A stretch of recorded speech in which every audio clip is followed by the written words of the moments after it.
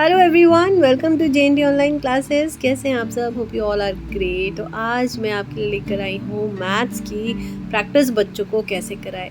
लेकिन आपको लग रहा होगा कि ये मैं हिंदी का क्यों दिखा रही हूँ। अगर किसी ने मेरी प्रीवियस वीडियो देखी हो तो उसमें मैंने बताया था कि मेरे बेटे का हिंदी का मॉक टेस्ट है और पहली बार मैं सारी रिविजन्स उसको करा रही थी। तो उस फर्स्ट टाइम रिवीजन प्रैक्टिस के बेसिस पे उसके क्या परफॉर्मेंस रहा एग्ज़ाम में, कितने क्वेश्चन वो अटेम्प्ट कर पाया, कितने वो भूल गया, कितने में उसको कन्फ्यूजन्स हुई थी और क्या मार्क्स आए थे। तो आपको भी लग रहा होगा कि मैंने मार्क्स के बारे में सबसे लास्ट में बात क्यों की।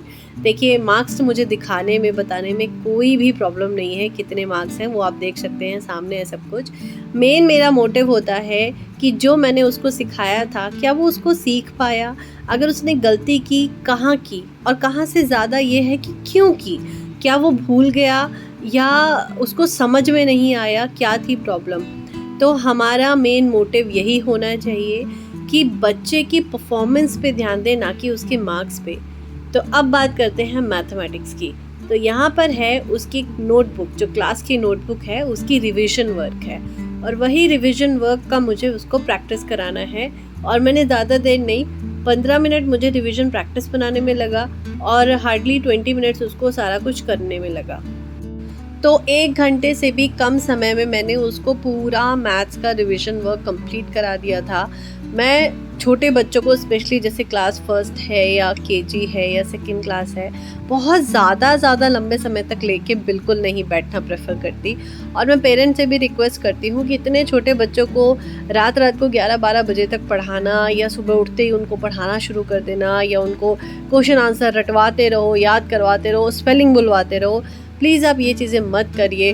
बच्चे पे बहुत प्रेशर पड़ता है, और अगर आप अभी से ये प्रेशर उन पे डाल देंगे ना, तो आगे जो फर्दर क्लासेस में आने वाला स्टडी का प्रेशर है वो कैसे झेल पाएंगे।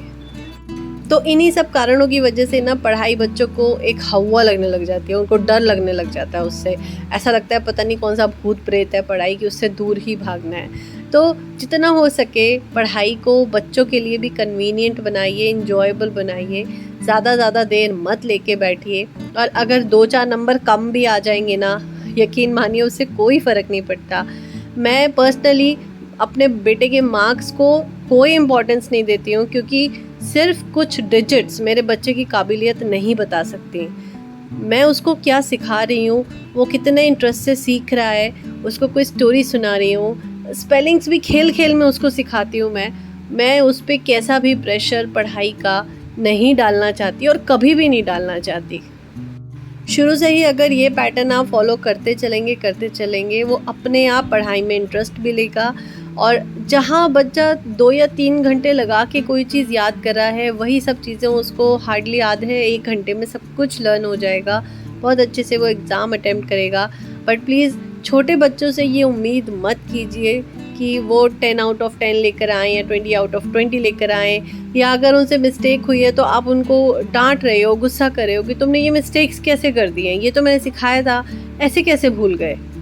तो बच्चों को जब एग्ज़ाम्स के बेसिस पे, उनके रिज़ल्ट के बेसिस पे जब हम डांटते हैं ना, तो प्लीज़ एक बात बिल्कुल मत भूलिए, जब हम लोग भी स्कूल में थे, हमारे लिए भी इतना सारा कोर्स याद करना बहुत डिफ़िकल्ट होता था। हमारे भी कोई full out of full marks नहीं आते थे। तो इसलिए बच्चों से हम ये एक्सपेक्टेशंस क्यों रखते हैं जब हम भी वो चीज़ पूरी नहीं कर पाए। और अगर हमने करी भी है तो ये भी ज़रूरी नहीं कि जो हमने करा वही हमारा बच्चा भी करेगा, ऐसा भी नहीं होता। आपके बच्चे की अपनी काबिलियत है, आपकी अपनी काबिलियत है। क्या पता उसका इंटरेस्ट किसी और चीज़ में हो, किसी और सब्जेक्ट में हो। हम एक्सपेक्ट करें कि सब में फुल मार्क्स आने चाहिए। अब मेरा बेटा मैथमेटिक्स बहुत पसंद करता है, उसको मैथ्स करना बहुत अच्छा लगता है रादर देन हिंदी या इंग्लिश। वो उसको कम पसंद है। तो मुझे भी समझ में आता है कि इसके फेवरेट सब्जेक्ट क्या हैं और क्या नहीं। तो अगर वो हिंदी इंग्लिश में मार्क्स कम भी लाता है तो मुझे कोई प्रॉब्लम नहीं होती। इवन तो वो मैथ्स में भी कम अगर लाएगा तो भी मुझे कोई प्रॉब्लम नहीं होगी, क्योंकि जैसा मैंने पहले भी बताया, marks can't define my child. मेरे बच्चे की काबिलियत क्या है, वो कैसा है, वो मार्क्स नहीं बता सकते, वो मुझे पता है। इसलिए ज़ोर आपको सबसे ज़्यादा इसी बात पे देना है कि बच्चे क्या सीख रहे हैं, उनको सिखाने पे ज़ोर दीजिए, उनका बेस स्ट्रॉन्ग बनाइए, ना कि उनको रटवाने पे ज़ोर दीजिए। कोई चीज़ रह गई है, कोई प्रैक्टिस रह गई है, तो हम रात को 11-11 बजे, 12-12 बजे लेके बैठते हैं कि अरे ये टॉपिक तो रह ही गया, ये टॉपिक तो मैंने कराया ही नहीं कराया, इट्स ओके, कोई बात नहीं, नहीं कराया तो उसमें कोई इतनी बड़ी आफत नहीं आ गई। अगर बच्चे के 2 या 3 नंबर कम आ जाएंगे तो उससे उसके फ्यूचर पे कोई इफ़ेक्ट नहीं पड़ने वाला। और मार्क्स वैसे भी आज के डेट में 10th और 12th के भी मार्क्स आगे जाके कॉलेजेस में भी कहीं मायने नहीं रखते, क्योंकि हर जगह एंट्रेंस होती है। तो इसीलिए आप बचपन से ही आप बच्चों का बेस बना के चलिए, उनको बेसिक्स उनके स्ट्रॉन्ग रखिए, ताकि वो जब पढ़ाई करें ना वो पढ़ाई में इंटरेस्ट लें। और बच्चा पढ़ाई में तभी इंटरेस्ट लेगा जब उसको समझ आएगा। जब तक उसको समझ में नहीं आएगा वो भी पढ़ाई में इंटरेस्ट नहीं लेगा, वो भागेगा। तो पढ़ाई को एक इंजॉयबल बनाना ये भी एक पेरेंट्स का ही बहुत बड़ा रोल होता है इसमें। तो प्लीज़ पढ़ाई को थोड़ा इस तरह से करिए।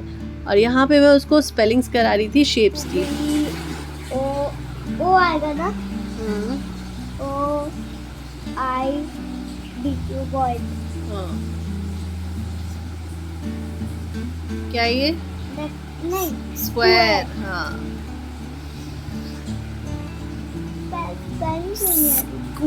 स्क्वायर। साउंड बोलो। Screw, SQU, screw. एर। हाँ, अब याद कर लो ये स्पेलिंग, भूलना मत दोबारा।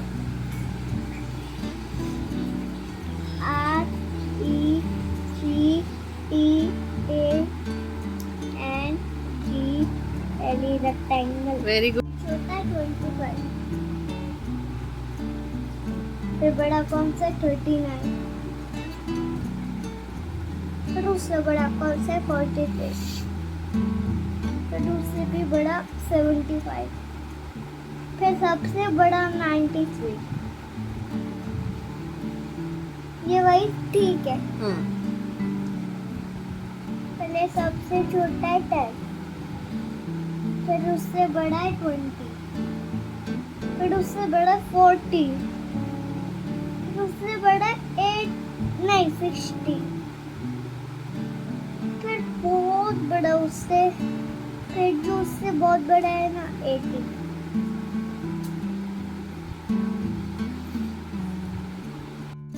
अब उसने ये सारा टेस्ट जितना भी मैंने रिवीजन का दिया था ये उसने विद इन 20 to 25 मिनट्स में सारा कर लिया था।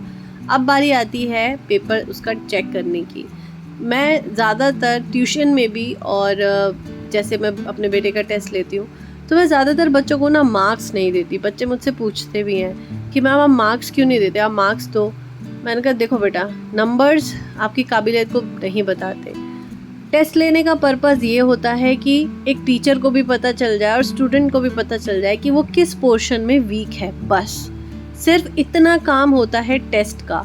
टेस्ट नंबर देने के लिए नहीं होते कि आज आपने कैसे भी लिख दिया और मैं मार्क्स दे दूँ, आप खुश हो गए और आप उस चीज़ को दोबारा देखोगे भी नहीं। आपकी 2-3 मिस्टेक्स होंगी ना, आप देखोगे भी नहीं, बॉदर भी नहीं करोगे, क्योंकि आप बिजी हो जाओगे मार्क्स की दुनिया में।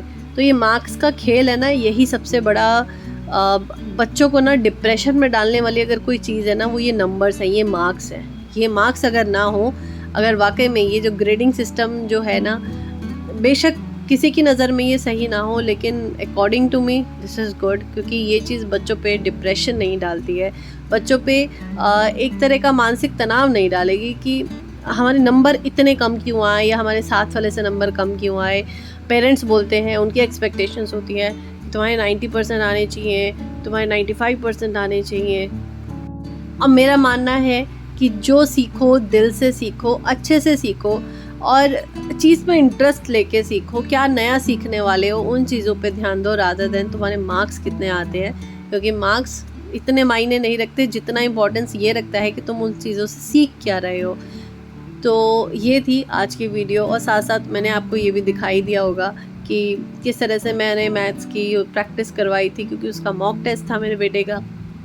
तो आज जब उसका मॉक टेस्ट का रिज़ल्ट आएगा मैं वो भी दिखाऊंगी कि इतनी प्रैक्टिस के बाद उसका रिज़ल्ट कैसा आया है, और रिज़ल्ट से भी ज़्यादा इम्पोर्टेंट वो कितने क्वेश्चन यहाँ पे गलत करा था बट उसने वहाँ पे ठीक करे। तो चलिए इसी के साथ करती हूँ इस वीडियो का एंड। आई होप आपको मेरी बातें अच्छी लगी हों, शायद हो सकता है बुरी भी लगी हों। कमेंट करके ज़रूर बताना वीडियो कैसी लगी। मिलूंगी मैं आपसे नेक्स्ट वीडियो में। वीडियो पसंद आए तो लाइक ज़रूर करिएगा, चैनल पर न्यू है तो ज़रूर करिएगा सब्सक्राइब। तब तक के लिए गुड बाय। अच्छे से पढ़िए और पढ़ाइए। Good bye.